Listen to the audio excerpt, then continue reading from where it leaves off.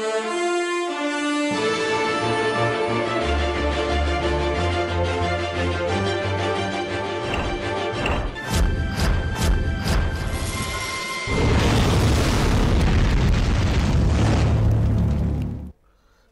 मी आशिष जाधव. हल्ला बोल मध्ये तुमचं स्वागत आहे. नवा आठवडा, नवा दिवस, निवडणुकांचा काळ आहे. आजचा सोमवार आहे. रणधुमाळी सगळीकडे चाललेली आहे. तिसऱ्या टप्प्याचं मतदान उद्या मंगळवारी देशभरात होतंय. देशभरातल्या 115 जागांवर मतदान उद्या होणार आहे. त्यातल्या महाराष्ट्रात 14 ठिकाणी मतदान होतंय. या 115 जागा ज्या आहेत त्यातल्या 62 जागा सध्या भाजपकडे आहे आणि या 62 जागा कायम राखण्याचं मोठं आव्हान हे भाजप समोर आहे. हाच तो निर्णायक पट्टा आहे ज्यामध्ये गुजरातमधल्या सर्वच्या सर्व 26 जागांवरती उद्या मंगळवारी मतदान होतंय. गुजरातमध्ये एकाच टप्प्यात मतदान होतंय. त्याच वेळी महाराष्ट्रात 4 टप्प्यात, उत्तर प्रदेशमध्ये सुद्धा 5 टप्प्यात अशा पद्धतीनं मतदान होतंय. पण सगळं झुकतं माप हे गुजरातला देण्यात आलेलं आहे. एका टप्प्यात म्हणजे तिसऱ्या टप्प्यात गुजरातच्या सर्व 26 जागांवरती मतदान होतंय.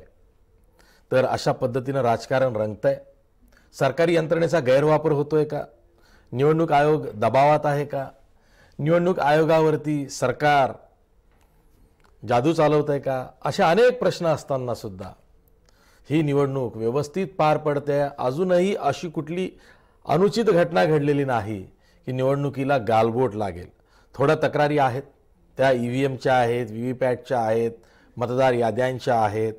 त्याचबरोबर काही ठिकाणी हिंसक तुरळक गोष्टी झालेल्या आहेत, त्याविषयी तक्रारी आहेत. पण अजून अशी कुठलीच अनुचित अशी घटना घडलेली नाही की निवडणूक आयोगाच्या एकूणच निवडणूक प्रक्रियेवरती आक्षेप घेता येईल. पण तरीही ज्या निवडणूक आयोगाकडे तक्रारी गेलेल्या आहेत, खास करून नेत्यांच्या बेताल वक्तव्याविरोधात किंवा निवडणूक आयोगानं एखाद्याला सॉफ्ट कॉर्नर दाखवण्याविरोधात, त्याचा छडा किंवा त्याचा निपटारा हा लवकर व्हावा अशी अपेक्षा आहे. या अनुषंगानेच आज दिवसभरातल्या 3 महत्त्वाच्या बातम्या बघा. आपली पहिली बातमी जी आहे ती उद्या तिसऱ्या टप्प्यासाठी देशातल्या 115 जागांवरती मतदान होतंय. त्यात राज्यातल्या 14 जागांवरती मतदान होतंय. या 115 जागांमधल्या 62 जागा जिथं विद्यमान भाजपचे खासदार आहेत, त्या 62 जागा कायम राखण्याचं आव्हान भाजपसमोर आहे. अनेक ठिकाणी चुरशीच्या लढती आहेत. राज्याचाच विचार कराल तर 14 ठिकाणी ज्या लढती आहेत त्या थेट म्हणजे दुरंगी तिरंगी लढती आहेत. अनेक ठिकाणी अनपेक्षित निकाल लागू शकतात असे रिपोर्ट्स आपल्यापर्यंत आलेले आहेत. त्यामुळे हा जो तिसरा टप्पा आहे हा राज्याच्याही दृष्टीनं खूप महत्त्वाचा आहे. या तिसऱ्या टप्प्यापैकी म्हणजे 14 जागांपैकी 10 जागा ज्या आहेत त्या सध्या सत्ताधारी भाजपकडं, सेनेकडं आहे आणि त्या दृष्टीनं हा टप्पा खूप महत्त्वाचा आहे.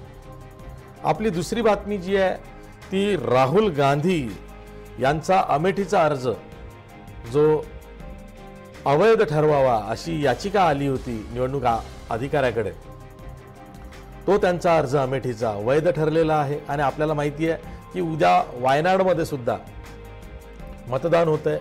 तिथे राहुल गांधी उभे आहेत. त्याचबरोबर अमेठीतून त्यांनी उमेदवारी अर्ज भरला जो आज वैध ठरलेला आहे.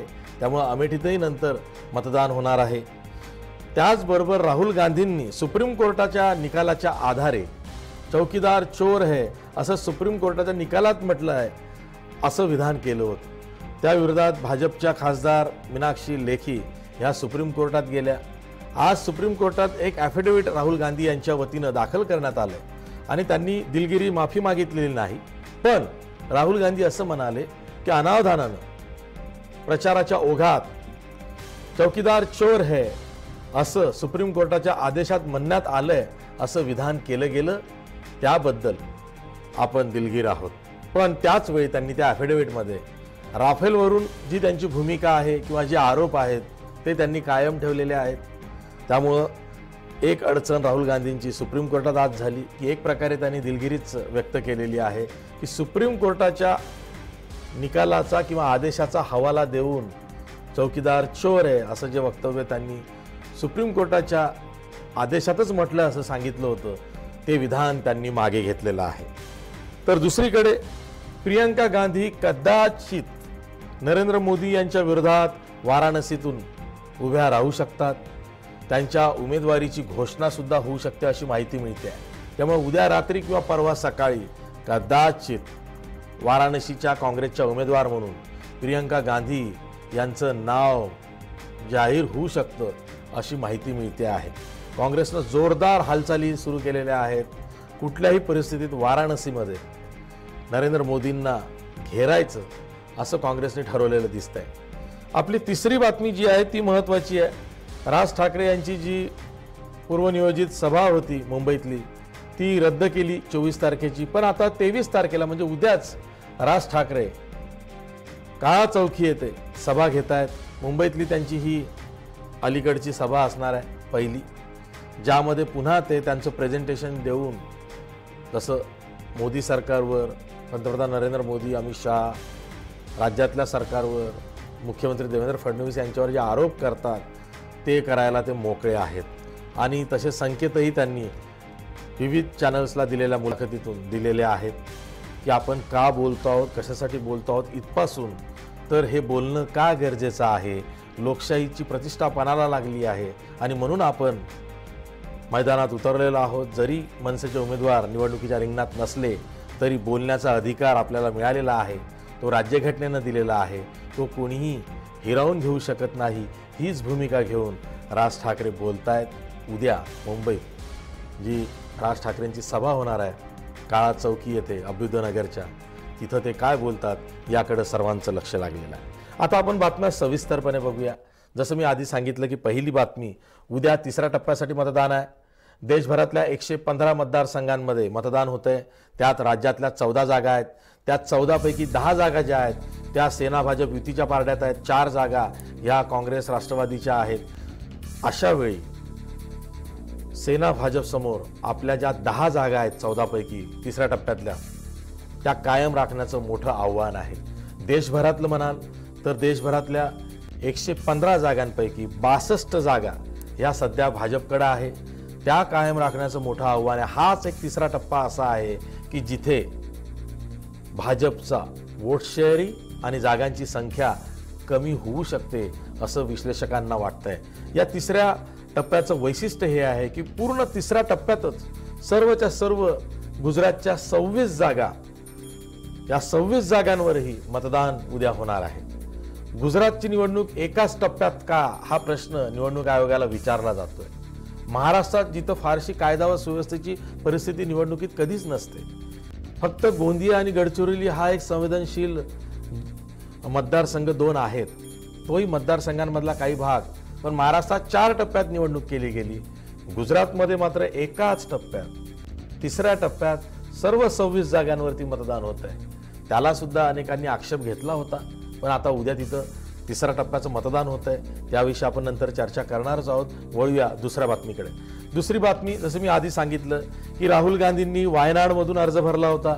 उद्या तिसऱ्या टप्प्याचं मतदान वायनाडमध्ये होत आहे. पण राहुल गांधींनी त्यांचा जो पारंपरिक मतदारसंघ आहे अमेठी, तिथूनही अर्ज भरला.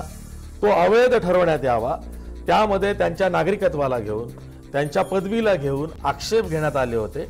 एका अपक्ष उमेदवारानं आक्षेप घेतले. भाजपनं सुद्धा पत्रकार परिषद घेऊन तेच आक्षेप आरोपात आणले, आरोप केले. पण तिथले जे निवडणूक अधिकारी आहेत अमेठीचे डिस्ट्रिक्ट कलेक्टर, त्यांनी मात्र राहुल गांधींचा अर्ज हा वैध ठरवलेला आहे, म्हणजे व्हॅलिड ठरवलेला आहे, चूक नाही असं म्हटलेलं आहे. त्यामुळं अमेठीमधून निवडणूक लढवण्याचा राहुल गांधींचा मार्ग मोकळा झालेला आहे. आधीच ते अमेठीचे 2004, 2009 आणि 2014 3 वेळेचे खासदार आहेत. चौथ्यांदा ते पुन्हा अमेठीतून आता उभे आहेत. त्याचबरोबर राहुल गांधींच्या वतीनं आज सुप्रीम कोर्टात एक ॲफिडेव्हिट दाखल करण्यात आलंय. राहुल गांधींनी एक वक्तव्य प्रसारमाध्यमांजवळ केलं होतं की सुप्रीम कोर्टाचा मध्यंतरी जो फेर याचिका दाखल करून घेताना जो आदेश आला त्यामध्येच असं म्हटलेलं आहे की चौकीदार चोर आहे, हे सिद्ध झालंय असं ते म्हटले होते. त्याला आक्षेप घेत मीनाक्षी लेखी यांनी सुप्रीम कोर्टात धाव घेतली, याचिका टाकली. त्यावरती उद्या सुनावणी होणार आहे. त्याआधीच आज राहुल गांधींनी सुप्रीम कोर्टात ॲफिडेव्हिट दाखल केलेला आहे.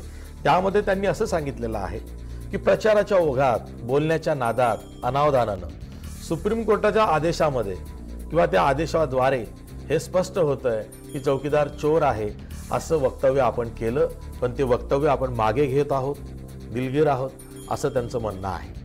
पण त्याच वेळी त्याच ॲफिडेव्हिटमध्ये राहुल गांधींनी आपली भूमिका जी आधीची आहे तीच मांडलेली आहे. राफेलवरचे त्यांचे आरोप जसेच्या तसे आहेत. त्यामुळं त्यांनी दिलगिरी व्यक्त केली ती केवळ सुप्रीम कोर्टाच्या आदेशाच्या अन्वये चौकीदार चोर आहे असं जे आपण म्हटलं होतं ते अनावधानानं विधान केलं असं त्यांचं म्हणणं आहे. तिसरीकडं प्रियंका गांधी यांच्या उमेदवारीला घेऊन जोरदार चर्चा आहे. काल प्रियंका गांधी यांनी सुद्धा स्वतः वाराणसीतून आपल्याला निवडणूक लढवायला आवडेल असं वक्तव्य केलं होतं आणि त्यानंतर वाराणसीचे विद्यमान खासदार पंतप्रधान नरेंद्र मोदी आहेत, त्यांच्या विरोधात प्रियंका गांधी ह्या काँग्रेसच्या उमेदवार असतील अशी चर्चा सुरू झाली.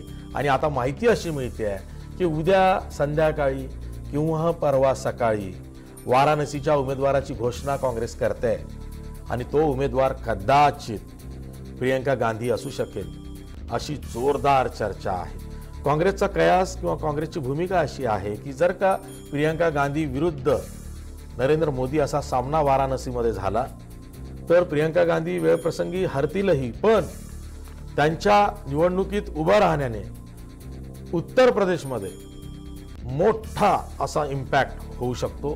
त्यामध्ये काँग्रेसचा अनेक जनमानसावरती, मतदारांवरती वेगवेगळ्या पद्धतीनं प्रभाव पडू शकतो.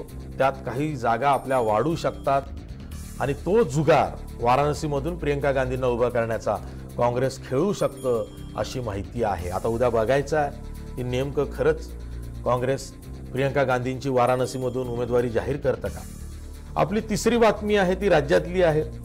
राज्यातला जो एक्स फॅक्टर आहे मनसे अध्यक्ष राज ठाकरे यांच्या सभेला आक्षेप घेण्यात आला. महापालिकेनं त्यांची 24 तारखेची जी सभा होती त्या सभेला परवानगी नाकारली, कारण तिथे आधीच शिवसेनेनं सभा घ्यायचं ठरवलेलं आहे, परवानगी त्यांना दिली गेली होती.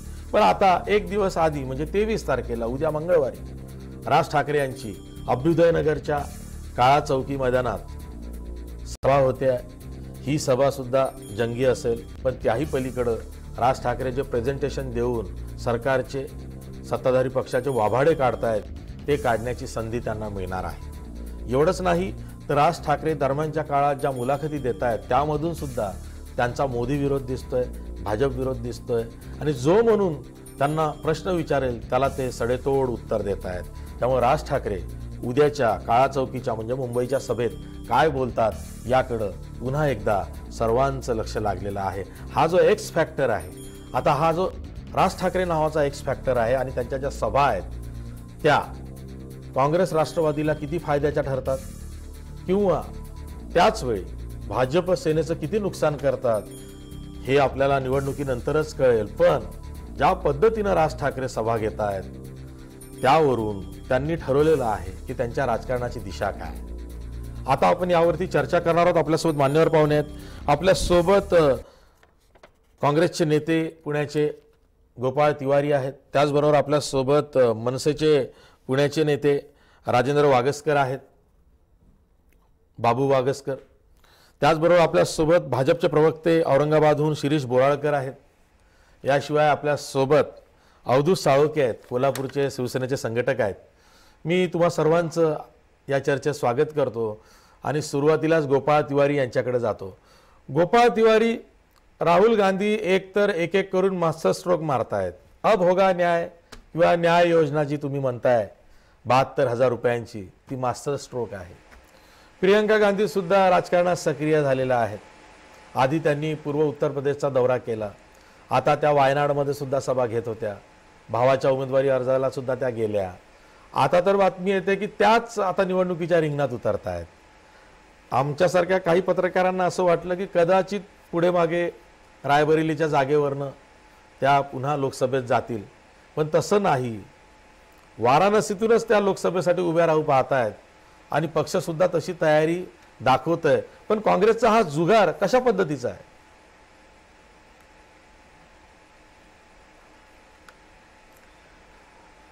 आशिषजी, प्रियंका गांधी या गांधी कुटुंबियांच्या पैकी आहेत आणि गांधी कुटुंबियांच्या प्रति आज देशाच्या बाबतीत जे उत्तरदायित्वाची जी भावना आहे त्यांच्या DNA मध्ये हे राष्ट्रवाद आहे, भरलेला आहे. आणि त्या भावनेतून आज एका भावाला राजधर्माचं पालन आणि भावाच्या प्रती आणि देशाच्या प्रती कर्तव्य करायला ते निघालेले आहेत. आणि याच माध्यमातून देशाच्या हिताचं काय आहे ती भूमिका काँग्रेस पक्षाच्या माध्यमातून ते घेत आहेत.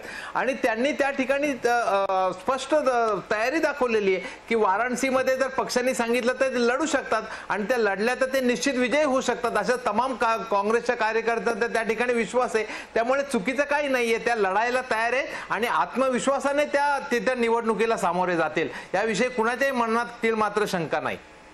ठीक आहे, आपल्या सोबत निश्चित काँग्रेसला होणार आहे. ठीक आहे, आपल्यासोबत भाजपचे प्रवक्ते आहे शिरीष बोराळकर.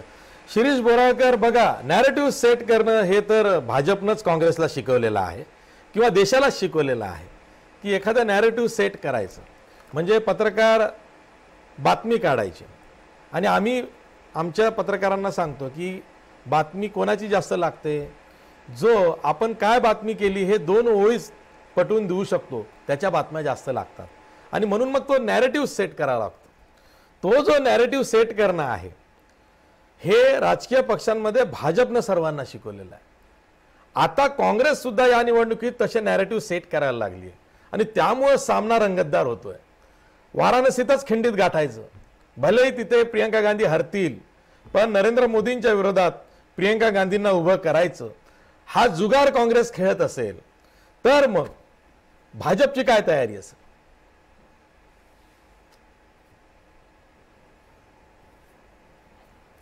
नाही, ॲक्च्युली आपण जे आत्ता बोललात की काँग्रेस वेगवेगळे नॅरेटिव्ज सध्या वापरत आहे, मला असं सांगायचं की मीडियामध्येच काँग्रेस सध्या ॲक्टिव्ह आहे.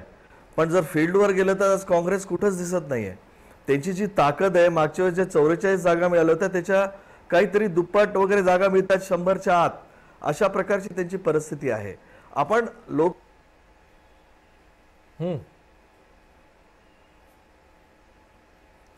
ठीक आहे, आपला संपर्क तुटलेला आहे. पुन्हा शिरीष बोराळकर यांच्याकडे. हां, बोला. ठीक आहे, आपण नंतर त्यांच्याकडे जाणार आहोत. आपला संपर्क तुटतोय, काही तांत्रिक अडचण येते आहे. आपल्यासोबत मनसेचे नेते राजेंद्र वागेस्कर सुद्धा आहेत. राजेंद्र वागेस्कर, तुम्ही कसं बघताय? कारण आता तुम्ही उघडपणे काँग्रेस राष्ट्रवादी बरोबर आहात. काँग्रेस यंदा बॅकफूटवर दिसत नाहीये, फ्रंट फूटवर खेळते आणि म्हणूनच राज ठाकरे सुद्धा काँग्रेसला मदत करायला पुढे आलेत असं वाटतं? नाही, तुमचं स्टेटमेंट जे आता आहे की आम्ही काँग्रेस बरोबर आहोत असं नाहीये. आम्ही मोदी आणि शहा यांच्या विरोधात, भाजपच्या विरोधात आहोत. आम्ही भाजपच्या विरोधात, मोदी आणि शहांच्या विरोधात, काँग्रेस आणि राष्ट्रवादी बरोबर नाहीये. आमचा या सगळ्या सभेंचा म्हणा, राज ठाकरे दिलेल्या प्रेझेंटेशनचा म्हणा, हा इतर पक्षांना कुणाला फायदा झाला तर त्यात आम्हाला काही हे नाहीये. परंतु हे करत असताना देश संकटात आहे, देश आर्थिकदृष्ट्या संकटात जातोय हे आदरणीय राजसाहेब ठाकरेंनी ओळखलेलं आहे. आणि म्हणून या महाराष्ट्राला नव्हे तर देशाला वाचवण्याचं काम आदरणीय राजसाहेब ठाकरे करतात. आहे महाराष्ट्रातच नव्हे तर देश पातळीवर त्यांची दखल घेतली जाते. महाराष्ट्रातच भाजपची सीट कमी नसून तर देशात या सगळ्या भाषणांमुळे, या सगळ्या प्रेझेंटेशन, राजसाहेबांचा अभ्यास, वाचन या सगळ्या पद्धतीमुळं महाराष्ट्रात नव्हे तर अख्ख्या देश पातळीवर राज ठाकरेंची दखल घेतली जाणार आहे. ठीक आहे, शिरीष बोराळकर, तोच प्रश्न जो मी आधी विचारला, कोणाला किती जागा मिळतील हे तर आपल्याला 23 तारखेला कळेलच. आणि तुम्ही असं म्हणालात की मीडियामध्येच फक्त सध्या काँग्रेस दिसते, तसं नाही. बघा, मीडिया सुद्धा आपापल्या परीनं इनपुट्स मिळवतं, आकलन करतं आणि मग भाष्य करतं. ही पहिली निवडणूक आहे ज्यामध्ये सत्ताधाऱ्यांच्या जाहीरनाम्यापेक्षा विरोधकांच्या जाहीरनाम्याची जास्त चर्चा होते. लक्षात घ्या बोराळकर.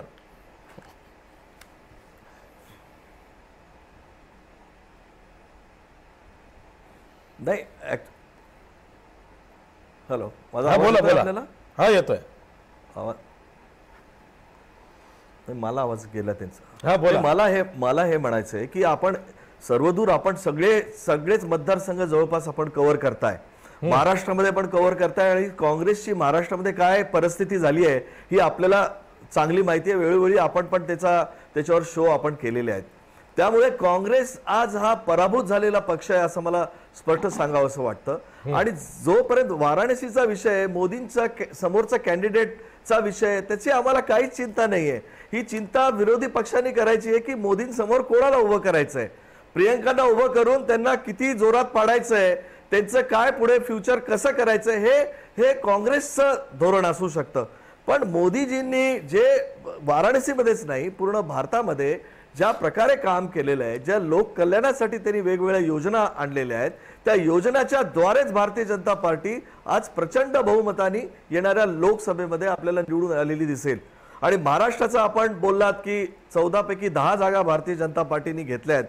मी आपल्याला सांगू इच्छितो यावेळेस कमीत कमी 12 ते 13 जागा आमच्या होतील अशा प्रकारची परिस्थिती आज आपल्याला दिसते. आता उद्या होऊ घातलेल्या या 14 लोकसभेच्या निवडणुकीमध्ये जवळपास मी आज सगळ्याच लोकसभेचं जर विश्लेषण आणि आकलन करत असताना मला असं निदर्शनास आलंय की विधानसभा क्षेत्रामध्ये, महानगरपालिकेमध्ये, जिल्हा परिषदेमध्ये, पंचायती समितीमध्ये आज सगळीकडे भारतीय जनता पार्टीचा बोलबाला आहे. आज ग्राउंड लेवलला जे कार्यकर्त्याची जी टीम आहे ही भारतीय जनता पार्टीकडे आहे. पन्ना प्रमुख, बूथ प्रमुख, शक्ती केंद्र प्रमुख ही जी यंत्रणा भारतीय जनता पार्टीने लावलेली आहे याचा निश्चित उपयोग भारतीय जनता पार्टी, शिवसेना आणि महायुतीला होणार आहे. म्हणून आम्ही ज्या मागच्या 4 जागा हरलो होतो त्या किंबहुना त्याच्यातल्या 3-4 जागा या सगळ्या जागी आज भारतीय जनता पार्टीचे उमेदवार चांगलं काम करतायत, अत्यंत चांगल्या लढत देत आहेत. किंबहुना मला तर असं वाटतं की त्या 4ही जागा निवडून येऊ शकतात अशा प्रकारचं वातावरण या लोकसभेमध्ये आपल्याला दिसतंय. आपण जर उदाहरण घेतलं, माढ्याचं उदाहरण घेतलं तर माढा हा पूर्णतः जो राष्ट्रवादीचा गड होता तो पूर्ण भारतीय जनता पार्टीकडे आलेला आहे. आणि या परिस्थितीमध्ये माढा जी राष्ट्रवादीकडे गेलेली होती ती परत भारतीय जनता पार्टीकडे येतेय. त्यामुळे एक जागा आमची तशी वाढतीये. तसंच कोल्हापूरचं पण तसंच आहे. कोल्हापूरमध्ये तुम्हाला माहिती आहे काँग्रेस आणि राष्ट्रवादीमध्ये अंतर्गत किती भांडणं चालू आहेत. त्याचा निश्चित फायदा हा भारतीय जनता पार्टीला मिळणार आहे. म्हणून महाराष्ट्रामध्ये आज आमचे माननीय मुख्यमंत्र्यांनी जे सांगितलं की आम्ही कमीत कमी 42 पेक्षा जास्त, कमीत कमी 42 किंबहुना त्याच्यापेक्षा जास्त जागा आम्ही मिळवू अशा प्रकारची परिस्थिती आज लोकसभेमध्ये येणाऱ्या 3ऱ्या टप्प्यामध्ये मला दिसते. ठीक आहे. गोपाळ तिवारी, मला हाच एक प्रश्न वारंवार पडतो, कारण जेव्हा जेव्हा मी भाजपच्या प्रवक्त्यांकडनं हे उत्तर ऐकतो की आमच्याकडे बूथ मॅनेजमेंट खूप चांगलं आहे, पन्ना प्रमुख आहेत, पर्चा प्रमुख आहेत, बूथ प्रमुख आहेत, मला कधी कधी असं वाटतं की भाजपकडे हे पहिल्यांदा होत आहे की काय. कारण निवडणुकांना सामोरं जायचं असेल तर कोणताही पक्ष हे करतो, किंबहुना आधी भाजप करत नसेल. 2014ला तर मोदी लाटच होती, त्या लाटेमध्ये याची गरजही पडली नसेल. कारण मी स्वतः 2014ला गोपीनाथ मुंडे यांच्याबरोबर बीडमध्ये फिरलो तेव्हा अनेक ठिकाणी यांच्याकडे बूथकडची माणसं पण नव्हती, तरी सुद्धा गोपीनाथ मुंडे जवळपास 1.25 ते 1.5 लाखाच्या फरकाने निवडून आले होते. मला हे विचारायचं आहे की जर का आज भाजप हा दावा करते की आमच्याकडे पन्ना प्रमुख आहेत, पर्चा प्रमुख आहेत, बूथ प्रमुख आहेत, बूथ मॅनेजमेंट आमचं भक्कम आहे, आधी भाजपकडे हे नव्हतं का आणि काँग्रेस हे कधीच करत नव्हतं का? आशिषजी, एक मात्र मी मान्य करतो की 70 वर्षात काँग्रेसच्या पक्षाची जी समृद्धी, संपन्नता जी काँग्रेसला मिळाली नाही ते ह्या 5 वर्षात हे मात्र तेवढी समृद्धी, संपन्नता हे प्राप्त करू शकले. दिल्लीत 5 स्टार दर्जाचं 3 ते 4 हजार कोटीचं ऑफिस, कार्यालय आणि विविध राज्यात, प्रदेश पातळीवर आणि जिल्ह्यात मोठे मोठे ऑफिसेस झालेले आहेत. तो आर्थिक हा कसा आर्थिक गोपाळ तिवारी ते कार्यालयाचं बोलू नका. काँग्रेसचे गांधी भवन हे वारसात मिळालेले आहेत. बहुतेक गांधी भवन हे स्वातंत्र्य प्राप्तीच्या आधीपासूनचे आहेत. ते सोडून द्या, तो मुद्दा सोडून द्या. मी बूथ मॅनेजमेंट विषयी बोलतो. ठीक आहे. बूथ मॅनेजमेंट काँग्रेस हे बेसिकली आपण काँग्रेससाठी बेंचमार्क इयर ठरवलेला आहे आणि त्यात आपण काँग्रेससाठी बेंचमार्क इयर ठरवलेला आहे. बरोबर. 1969 म्हणजे 1969 जेव्हा काँग्रेस आय झाली हे एक बेंचमार्क इयर आहे. आधीचं काही बोलू नका, नंतरचं बोला. आणि भाजपसाठी 1980 नंतर त्याप्रमाणे काँग्रेसच्या पक्षांतर्गत इलेक्शन झालेले आहेत. त्या ठिकाणी क्रियाशील सदस्य नोंदणीच्या माध्यमातून क्रियाशील सदस्य पक्ष सदस्य नोंदणीच्या माध्यमातून ह्या निवडणुका झाल्यात. राहुलजी निवडून आले त्या निवडणुकीच्या अंतर्गत. ह्या सगळ्या करत असताना बूथ वाईज कार्यकर्ते काँग्रेसचे तयार आहेत. त्या ठिकाणी सगळे वेळोवेळी ह्याची माहिती दिली. मला एकच सांगायचं, मला एकच सांगायचं,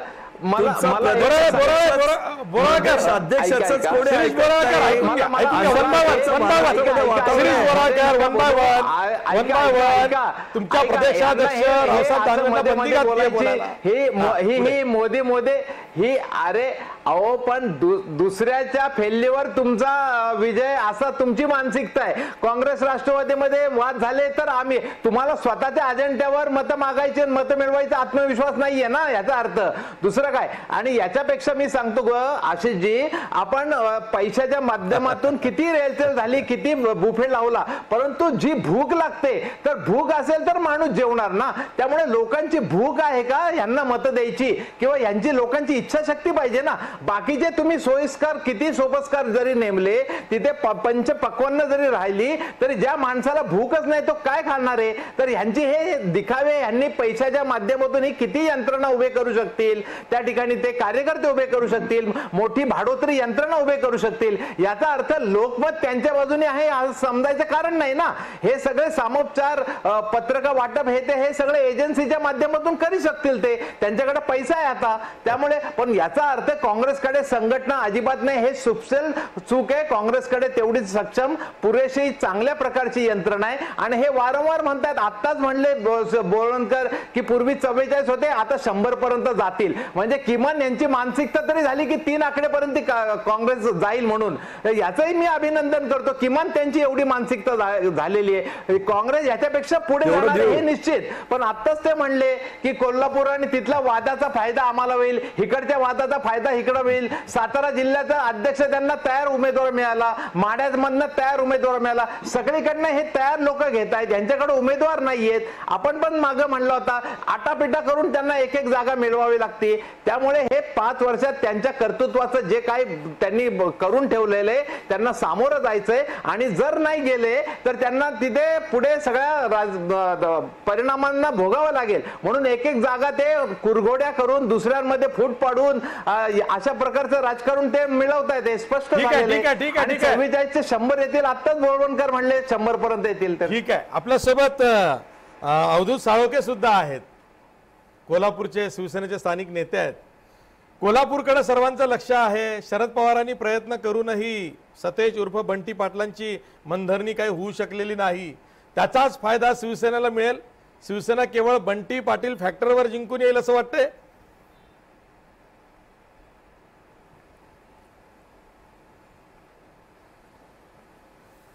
आशिषजी, मागच्या निवडणुकीत शिवसेनेचा पराभव हा फक्त 31,000 मतांनी झाला होता. त्यावेळेला बंटी पाटील साहेब हे राष्ट्रवादीच्या उमेदवारांच्या पाठीशी होते. पण तरी पण आमच्या उमेदवाराला जवळजवळ 5.25 लाख मतदान हे संजय मंडलिकांना मागच्या वेळी पडलेलं होतं. आता बंटी साहेबांचं त्यांच्या वैयक्तिक काही गोष्टींमुळे ते आमचं ठरलंय असं त्यांनी ठरवलेलं आहे. तर त्या पद्धतीनं ते आमच्या पाठीशी राहिलेले आहेत आता ते. पण शिवसेना, भाजप, RPI ह्यांची देखील मोठी ताकद आमच्या संजय मंडलिकांना मिळालेली आहे. पहिल्यापासून ती आहेच ताकद. फक्त त्याच्यात वाढ चांगल्या पद्धतीनं होणार आहे. लीड द्यायचं, बोनस द्यायचं काम जे होणार आहे ते 100% बंटी पाटलांच्यामुळे होईल असं मला वाटतंय. आणि एकूणच पश्चिम महाराष्ट्रामध्ये काय दिसतंय, अनेक ठिकाणी तिरंगी लढती आहेत. वंचित बहुजन आघाडी फॅक्टर कसा दिसतोय पश्चिम महाराष्ट्रामध्ये, अवधूत साळोखे?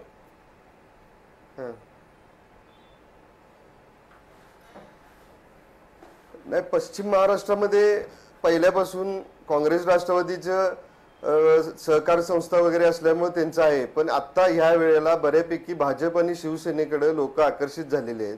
कारण यांची भांडणं काय मिटत नाहीत. त्यामुळे आपण सेना भाजपकडे बऱ्यापैकी लोकांनी त्यांचा कल दिलेला आहे. चांगले उमेदवार दिलेले आहेत. आज मुख्यमंत्री साहेबांनी, आदरणीय उद्धव साहेबांनी जे सभा घेऊन, आदित्य साहेबांनी सभा घेऊन अखंड महाराष्ट्र, पश्चिम महाराष्ट्र पिंजलेला आहे. त्यामुळं आम्हाला 100% अपेक्षा आहे की चांगल्या पद्धतीने मॅजिक फिगर यावेळी शिवसेना भाजप नक्की पोचेल. अवधूत साळोखे, 2 दिवसापूर्वी चंद्रकांत दादा पाटील तुमचे कोल्हापूरचे भाजपचे नेते कोल्हापूरच्या सभेत असं म्हणाले की गेले 4-5 दिवस मी कोल्हापूरच्या बाहेर होतो, बारामतीचा बंदोबस्त करून आलो. बारामतीचा बंदोबस्त करून आलो म्हणजे नेमका काय करून आले होते?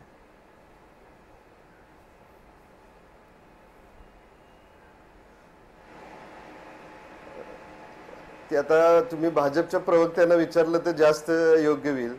कारण मी शिवसेनेच्या वतीनं त्यांचं म्हणजे काय आहे ते मी सांगू शकणार नाही. पण दादानी चांगल्या पद्धतीनं, चंद्रकांत दादा असतील, भाजपचे सगळे कार्यकर्ते नेत्यांनी कोल्हापुरात चांगला जम बसवलेला आहे. सगळ्यांना पाठीशी राहून एक धनुष्यबाणाच्या पाठीशी राहायचा असा आदेशच त्यांनी काढलेला आहे. त्यामुळे कोल्हापुरात तरी बाकी काय होणार नाही. दादा व भाजपचे कार्यकर्ते, शिवसेनेचे कार्यकर्ते, आरपीआयचे कार्यकर्ते हे सर्वजण एकत्र हातात हात घालून लढत आहेत. ठीक आहे, आपल्यासोबत राजेंद्र वागसकर सुद्धा आहेत. राजेंद्र वागसकर, पश्चिम महाराष्ट्राचं जर का म्हणाल तर एक चर्चा अशी आहे की मनी पॉवर, पैशांचा वापर होतोय असे रिपोर्ट्स येत आहेत. बरं ठीक आहे, त्यांच्यापर्यंत आपला आवाज पोहोचत नाही, या मुद्द्यावर चर्चा करायची आहे. हां बोला. महाराष्ट्रात महाराष्ट्र नवनिर्माण सेना ही कुठली निवडणूक लढत नाही, परंतु त्या महाराष्ट्र नवनिर्माण सेनेवर आदरणीय राजसाहेब ठाकरेंवर पूर्ण महाराष्ट्रात नव्हे तर हिंदुस्थानचं लक्ष केंद्रित झालेलं आहे. पश्चिम महाराष्ट्रामध्ये नव्हे तर अख्ख्या हिंदुस्थानामध्ये भाजप आणि सेनेकडे खूप पैसे आहेत. उदाहरणार्थ भाजपकडे खूप पैसे आहेत आणि हा पैशाचा पूर्ण मस्ती त्याला म्हणता येईल ह्या निवडणुकीत भाजप करायला बघतोय. आणि हे करत असताना सर्वसामान्य कार्यकर्ता, सर्वसामान्य उमेदवार हा देशद्रोहीला लागू शकतो. इथं भविष्यात पैशाच्या जीवावर राजकारण होणार आहेत आणि हे होऊ नये आणि लोकशाही पद्धतीला कुठेतरी तडा बसू नये, हुकुमशाही येऊ नये म्हणून आदरणीय राजसाहेब ठाकरे मोदी आणि शहा आणि भाजपच्या विरोधात या ठिकाणी उतरलेले आहेत. आणि ते उघडपणे प्रेझेंटेशन करून दाखवतायत की बाबा तुम्ही खरं काय खोटं काय. इथून पुढच्या ज्या राजसाहेबांच्या सभा आहेत ह्या लाखोंच्या सभा होणार आहेत आणि दिवसेंदिवस सभेला गर्दी मोठ्या प्रमाणात होती. लोक उत्स्फूर्तपणे येतात आहेत. बघा तुम्ही, मुख्यमंत्र्यांच्या सभा असो, कोणाच्या सभा असो, पुण्यातली राजसाहेबांची सभा झाली त्या दुसऱ्या दिवशी मुख्यमंत्र्यांची सभा होती, त्याला 2000 लोक सुद्धा नव्हती. परंतु त्याच अगोदर राजसाहेबांच्या सभेला लाखोंच्या लोक होती. म्हणजे हा फरक बघा, लोक स्वतःहून सभेला येतात आहे. आणि महाराष्ट्रात एकमेव नेता आदरणीय राजसाहेब ठाकरे आहेत की त्यांनी ही पूर्ण निवडणूक आपल्या भोवती केंद्रित केलेली आहे. आणि महाराष्ट्रातली पूर्ण निवडणूक जी मरगाडीला आली होती ती आदरणीय राजसाहेब ठाकरेंच्या केंद्रित झालेली आहे. आणि त्यामुळं त्यांच्याकडे जास्त प्रमाणात लक्ष गेलेलं आहे. राजेंद्र वागसकर, हे ठीक आहे की आम्ही मतं मागत नाही, पण त्याच वेळी तुम्ही मत कोणाला देऊ नका हे तर सांगतात ना. हे सुद्धा एक प्रकारचं आव्हान आहे मतदारांना करणं. मतं मागत नाही ठीक आहे, यांना आणि अमुकांना मतं देऊ नका असं म्हणणं सुद्धा आव्हान आहे. नाही, आम्ही कुणाला मत द्या असं सांगत नाही. आम्ही काय सांगतो, यांना मत देऊ नका. हा, मग हे आव्हान नाही का? हे एक प्रकारचं आव्हान आहे. अजून असू दे ना सर, ऐका, परंतु देशाची परिस्थिती अतिशय वाईट आहे आणि देश जेव्हा संकटात असतो तर कुणीतरी देश वाचवला यायला पाहिजे. त्या हिशोबाने आदरणीय राजसाहेब ठाकरे देश वाचवण्यासाठी. शिरीष बोराळकर, ऐका, राज ठाकरेंची भूमिका अशी आहे की देश संकटात आहे, हुकुमशाहीपासून देशाला वाचवायचं असेल म्हणून आपण बोलतो आहोत, म्हणून सभा घेतो आहोत, मनसेच्या व्यासपीठावरून सभा घेत आहोत, कोणासाठी मतं मागत नाही आहोत. पण अमुक यांना कसं आहे, मतं देऊ नका असं आवाहन ते करतायत.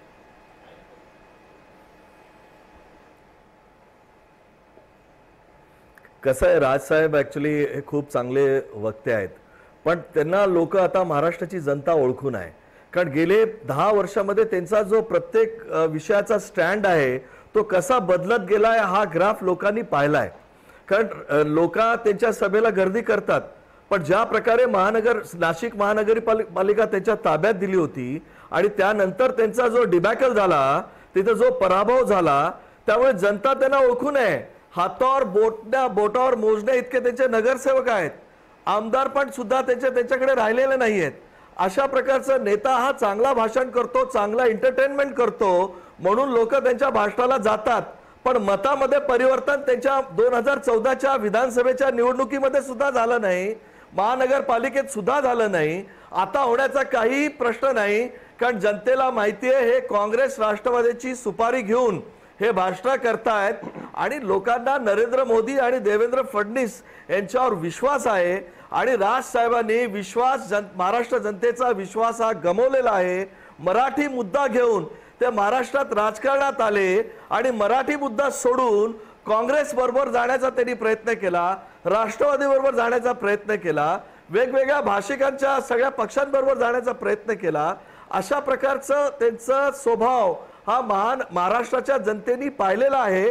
आपल्याला 23 मेला दिसेल की यांच्या मोठ्या सभेमधनं यांच्या मतात काहीही परिवर्तन होणार नाही, किंबहुना यांच्या अशा सभामुळे भारतीय जनता पार्टी शिवसेना महायुतीला फायदा होतोय।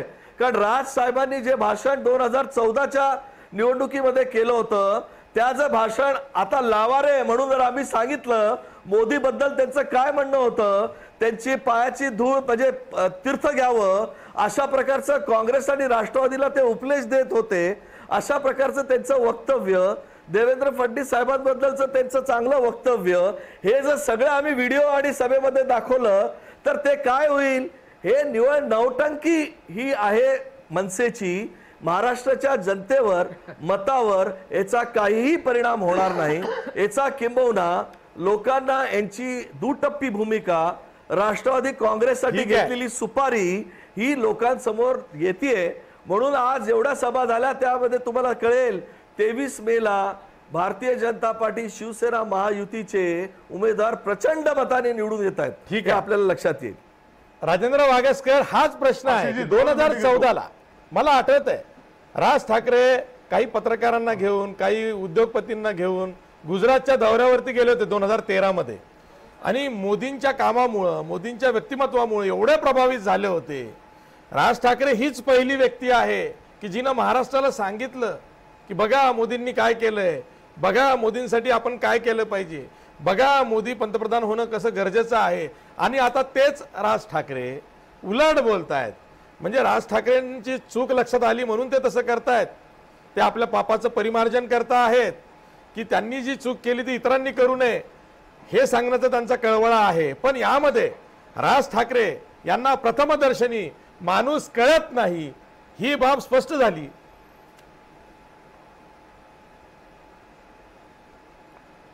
असं नाहीये। मान्य या देशाचे उद्योगपती रतन टाटा साहेब यांनी सांगितलं की तुम्ही गुजरात मॉडेल एकदा बघून घ्या आणि ते गुजरात मॉडेल त्या ठिकाणी बघण्यासाठी गेले। पहिले त्यांनी आणि गुजरातमध्ये ज्यावेळेस गुजरात मॉडेल बघायला गेले तर त्यांच्या बरोबर एक कलेक्टर लेवलची लोक ते ठराविकच दाखवत होते। आणि त्यावेळेस ज्यावेळेस राज ठाकरे गुजरातमधनं परत आले तेव्हा त्यांनी एक प्रेस कॉन्फरन्स घेतली। त्या प्रेस कॉन्फरन्समध्ये सुद्धा त्यांनी सांगितले की माझा महाराष्ट्र हा गुजरातपेक्षा एक पाऊल पुढे। आणि मोदी सरकारने जी फसवणूक केली त्यांना ते कळून चुकलं म्हणून त्या आता जे माझे मित्र भाजपचे प्रवक्ते ते म्हणाले की नाशिक मध्ये सत्ता गेली, इकडची ती गेली, तिकडची गेली। अहो भाजपकडे कॅन्डिडेट नाही, उमेदवार नाही, आमची पोरं कड्यावर घेऊन तुम्ही निवडणुकीला लढवली, आमच्याकडची लोक घेतली, राष्ट्रवादीची लोक घेतली, काँग्रेसची लोक घेतली। हे अरे अशा पद्धतीने निवडणूक लढल्या गेल्या। पण मनसे ही एक संघटना आहे आणि संघटनापर्यंत गेलेली आहे, आम्हाला आमची मते मिळालेली आहे। पूर्ण करू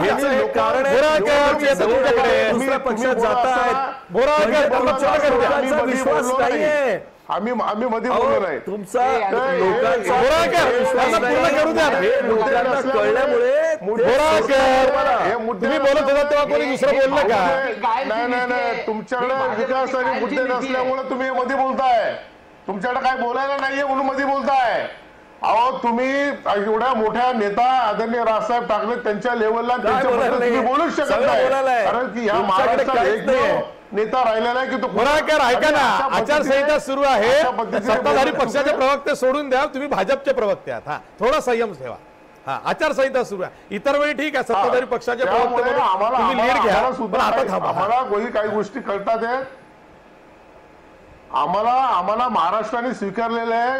काय संसदीय पद्धतीने कुणी नगरसेवक, ग्रामपंचायत सदस्य, आमदार, खासदार झाला म्हणजे संघटना मोठी आहे असं नाहीये। तळागाळापर्यंत कार्यकर्ता पोहोचलेला आहे। आदरणीय राजसाहेब ठाकरेंनी त्यांच्या भाषणात ते दाखवलंय। एकमेव महाराष्ट्रात नेता आहे की तो एवढा अभ्यासू नेता आहे, एवढा वाचन करणारे लोक आहेत आणि आजूबाजूला जी मंडळी आहेत ती अतिशय हुशार मंडळी त्यांच्या बाजूला आहेत। त्यामुळे डिझल्टपणे ते दाखवतायत की मोदींवर एकमेव माणूस आहे मोदीं शहावर टीका करणारा अख्ख्या हिंदुस्थानात की आदरणीय राजसाहेब ठाकरे, कारण कुठं सापडलेलेच नाही, कुठं काही चुका केलेल्याच नाहीयेत. राजेंद्र वागेस्कर आधी ते एकमेव पहिले नेते होते जे मोदींचं कौतुक करत होते, लक्षात घ्या ना. मग आधी तुमचा एरर ऑफ जजमेंट कसा झाला? हा, एरर ऑफ जजमेंट का झालं तुमचं मग आधी? नाही बरोबर तुम्हाला सांगितलं ना, त्यांनी चुकीची माहिती आम्हाला त्या ठिकाणी दिली. म्हणजे फक्त हायवेनी फिरवलं, नॅशनल हायवेनी फिरवलं, म्हणून इंटेरियर मध्ये नेलंच नव्हतं. हेच तर पत्रकार म्हणून आम्ही तेव्हा राज ठाकरेंना सांगत होतो की तुम्ही गुजरात मॉडेल हे तळागाळात जा, ग्रामीण भागामध्ये जाऊन बघा, लक्षात आलं मला जिथं नेलं तिथं जाऊन बोलू नका.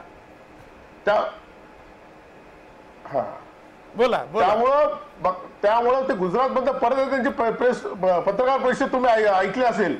त्या पत्रकार परिषदेत त्यांनी सांगितलं की मला या ठिकाणी ठराविक गोष्टी दाखवल्या गेल्या आणि माझ्याबरोबर नेहमी एक IAS लेवलचा माणूस ठेवला गेला, म्हणजे ही फसवणूक केली. म्हणून त्यांच्या भाषणात ते सांगतात की माझा केसांनी गळा कापला आणि मी त्यांचं कौतुक केलं 2014ला, परंतु आता मी त्यांच्या विरोधात बोलतोय. हे दोघं सांगतात ना, ते सांगूनच भाषणाला सुरुवात करतात. ठीक आहे. राज ठाकरे अगदी स्पष्ट वक्ते आहेत. जे चुकलं, जे त्यांना पचलं नाही ते अगदी रोखठोकपणे बोलतात. मुंबईमध्ये सुद्धा उद्या त्यांचं भाषण होणार आहे, तिथंही त्यांची ती सभा गाजेल, हे नक्कीच आहे. आपण एक ब्रेक घेणार आहोत. ब्रेक नंतर पुन्हा आपण उद्या तिसऱ्या टप्प्याच्या निवडणुकीत काही इंटरेस्टिंग लढती आहेत त्यावरती चर्चा करणार आहोत. पुन्हा भेटूया ब्रेक नंतर.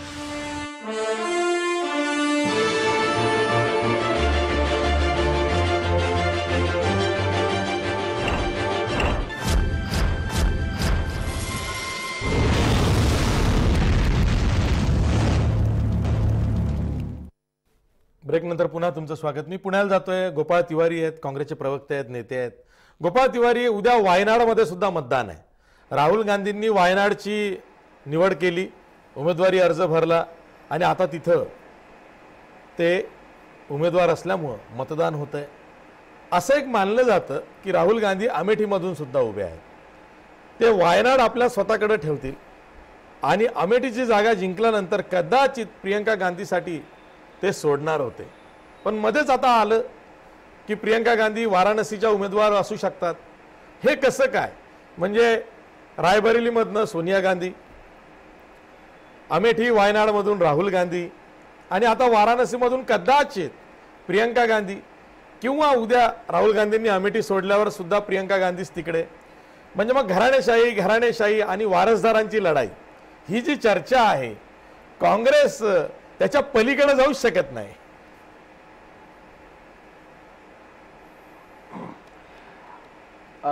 नाही, बिलकुल नाही, असं नाही. आशिषजी, राहुलजींनी वायनाड आणि केरळचं निवड करण्याच्या मागे एकच त्या ठिकाणी उद्देश आहे, ते त्यांनी बोलून दाखवलेलं आहे आणि सर्व माध्यमात देखील त्याला प्रसिद्धी मिळालेली आहे.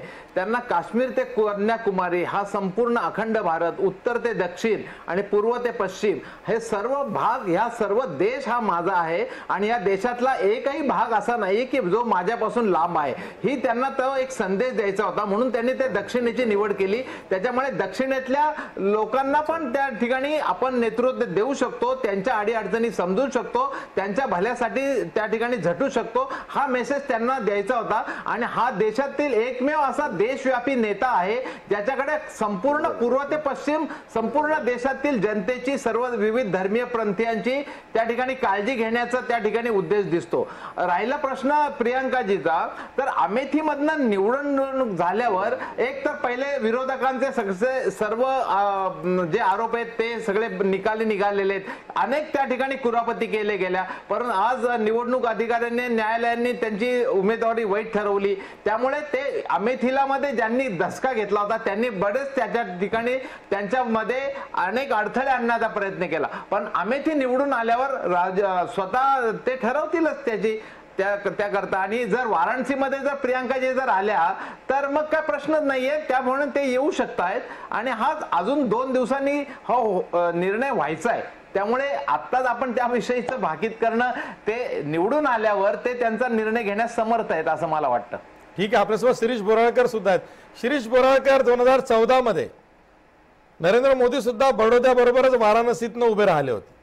तेव्हा अशी चर्चा होती की आजवर उत्तर प्रदेशमधूनच निवडून आलेले पंतप्रधान जास्त झाले आणि जो माणूस दिल्लीच्या वर्तुळाबाहेरचा आहे आणि तो जर का आधीपासूनच पंतप्रधान पदाचा दावा सांगत असेल, जसं तेव्हा नरेंद्र मोदी सांगत होते, 2012 पासूनच त्यांना वेध लागले होते, अशा वेळी ते वाराणसीमधून उभे ठाकले, निवडून आले.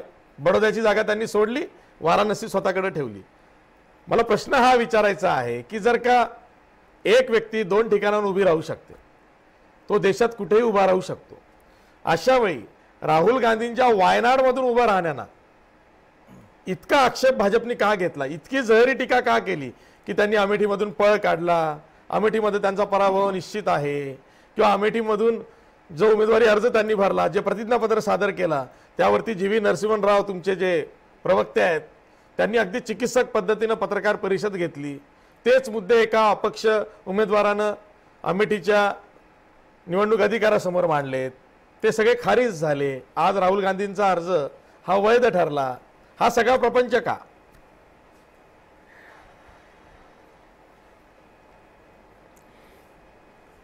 नाही, ऍक्च्युली अर्ज वैध ठरला हा एक वेगळा विषय, पण जो ऑब्जेक्शन त्यांनी घेतलं त्याच्यावर एक वेगळी चर्चा अशी जी तुम्ही घडवायला पाहिजे.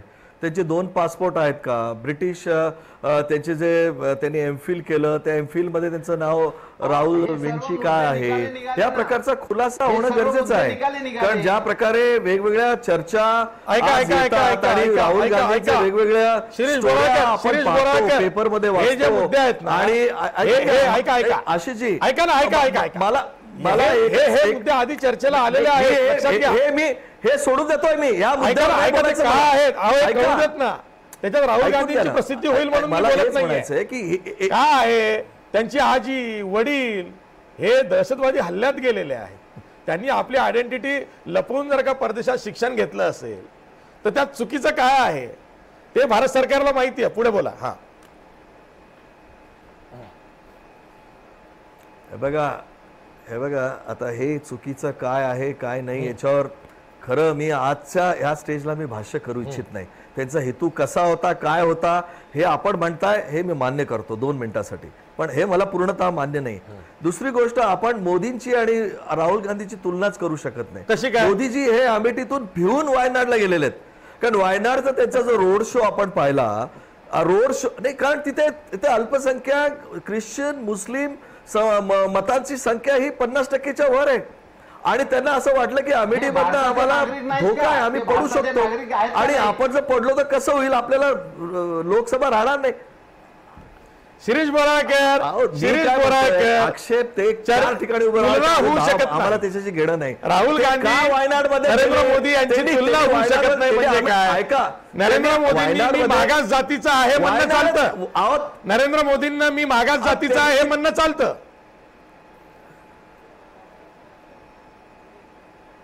बोला. कारण ज्या प्रकारे राहुल गांधी नरेंद्र मोदींना हिणवतात, त्यांची तुलना करतात, त्यांच्याबद्दल बोलतात, असं बोलल्यामुळे ते बोलतात की मी लहान जातीचा आहे म्हणून तुम्ही आम्हाला बोलताय का? कारण हे राजेच ना, या गांधी परिवार म्हणजे यांनी हक्कच आहे यांचा करते काय त्यांना आवडत नाही. अशा गिमिक्स नाही, हे चूक आहे. याची एक खूप थोर परंपरा आहे. मी तुम्हाला उदाहरणासकट नेत्यांची भाषणं सांगेन. आशिषजी मला हे म्हणायचं होतं, त्यांनी वायनाड का शोधलं? त्यांनी कर्नाटकात उभं राहायला पाहिजे होतं, तामिळनाडूमध्ये उभं राहायला पाहिजे. तामिळनाडू पण साऊथला आहे ना, का नाही उभं राहिले ते?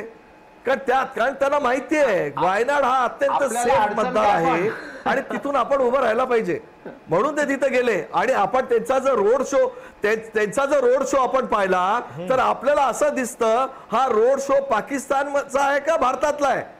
सगळे हिरवे झेंडे, म्हणजे इथे म्हणतात की सर्व जाती धर्मांना घेऊन आम्ही आपली राज्य करतो किंवा आमचं राजकारण करतो. हिरव्या झेंड्यांना आक्षेप काय? आणि त्या धर्माला तुम्ही पुढे घेऊन हिरव्या रंगाला आक्षेप काय? आक्षेप नाही, मला हे म्हणायचंय आपल्या तिरंग्यात सुद्धा आहे हिरवा रंग. मला आक्षेप नाही आपल्या तिरंग्यात हिरवा रंग आहे. अहो त्यांना भगव्या झेंड्याचा आक्षेप काय? मला हे म्हणायचंय त्यांना भगव्या झेंड्याला आक्षेप काय? आक्षेप आहे असं कुठे आहे? झेंड्यामध्ये हिरवा आहे, पण आक्षेप आम्हाला कुठे आहे? हिरव्याचा आक्षेप नसेल नाही, एखाद्या भगव्याचा वेळेस. तर नाहीच नाही. त्यांना भगव्याचा आक्षेप काय? त्यांनी तिथे एकही झेंडा काँग्रेसचा पण नाही. हा पाकिस्तानचे झेंडे आणि हिरवे झेंडे घेऊन ते रॅलीमध्ये जात आहेत. अशा प्रकारचं चित्र संपूर्ण भारताने पाहिलेलं गोपाळ आहे. तिवारी आणि त्याची हा एक वेगळाच प्रतिक्रिया खुलासा आपल्याला उत्तर द्या. येणाऱ्या हिरवे झेंडे होते, लोकसभेच्या निवडणुकीत पाकिस्तानचे आपल्याला झेंडे दिसत होते आहे. असं ते म्हणतायत. आता त्यांच्याकडे कुठून आले आहेत मला माहित नाही, ही माहिती बोला. असे जे हे संपूर्ण निकालच अहो, खोटा आपण पाहा ना, आहे. आता यामध्ये यांना यांच्या आता road show मध्ये पाकिस्तान दिसतंय. आणि याचा या सगळ्या गोष्टीचा या सगळ्या गोष्टीचा ते ह्या संपूर्ण ह्याच्यामध्ये पाकिस्तान आणि मुस्लिम आणि अल्पसंख्याक हे शब्द वापरतायत. केरळ हे तरी भारतात आहे हे तरी मानता का नाही आपण? वायनाड मध्ये भारताची लोकसभा इलेक्शन आहे हे तरी मानता का नाही आपण? हे काय बोलताय? मध्ये राष्ट्रवादी काँग्रेसने सुपारी दिली काय म्हणतायत? हे पाकिस्तानचं काय करतायत? अहो यांच्याकडे मुद्दे नाहीये. यांनी धसका घेतलेला आहे. ज्या लोकांनी देश के तुकडे होंगे ह्या म्हणणाऱ्या ठिकाणी लोकांबरोबर घेतलेला आहे.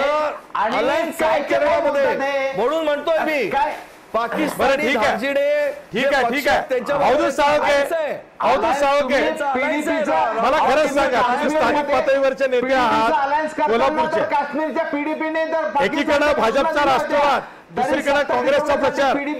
तुम्हाला काय वाटतं, जो स्थानिक मतदार आहे तो या प्रचाराला भुलतो का, की जो उमेदवार आपल्या घरापर्यंत येईल आपल्यासाठी काही करू पाहत असेल, आपले जे रोजचे प्रश्न आहेत त्याच्यासाठी तो करू पाहत असेल, त्याला मतदान देण्याचा विचार करतायत की तो फक्त राष्ट्रवादाचा विचार करतोय? काय तुम्हाला काय दिसतंय?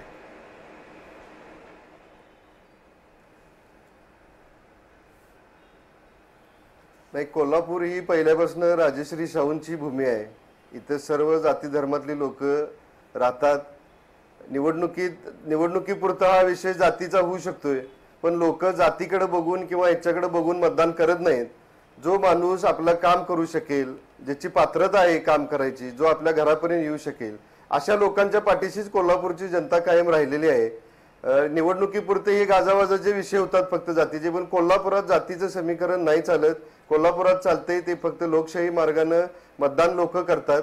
जो त्यांना खरोखर वाटतो की तो चांगला उमेदवार आहे, आपलं कोल्हापूरचं नाव दिल्लीमध्ये गाजवू शकतोय, अशा पद्धतीचे लोक सुज्ञ आहेत कोल्हापूरची, त्या पद्धतीनंच ते मतदान करतात. त्यामुळं जातीचा किंवा राष्ट्राचा याचा विचार करून मतदान नाही होणार. स्थानिक लेवलला, गाव लेवलला जे काय होते ते आपल्यापर्यंत कोण आला, कुठला उमेदवार आमच्यापर्यंत आला किंवा उमेदवाराचे प्रतिनिधी आले, ह्याच्याकडे विचार करणारी लोक फार आहेत कोल्हापुरात. त्यामुळे कोल्हापुरात जातीला किंवा ह्याच्या पद्धतीने मतदान होणार नाही, तर ते व्यक्तीकडे बघून 100% मतदान होईल. ठीक आहे, मी इथंच थांबतोय.